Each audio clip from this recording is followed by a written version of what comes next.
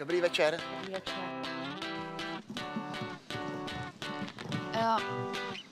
Sama ste sa prihlásili do tejto talentovej súťaže?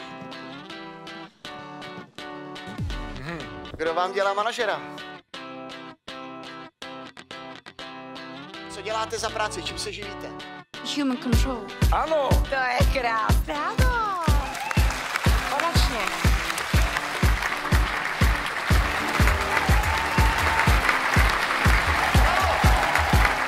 Vy přesně víte, jak to má být. To se mně líbí. Pódium je vaše.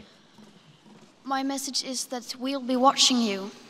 Vy jste letos první, který to má v hlavě naprosto srovnaný. You have stolen my dreams and my childhood with your empty words. You say you hear us and that you understand the urgency. But no matter how sad and angry I am, I do not want to believe that. Pre mňa toto bolo najkrajší moment. Proto ji potřeboval každý. Ona vždycky se usmát a pak bychom se měli všichni dobře. Vy jste prostě čistá duše. Thank you. Evil.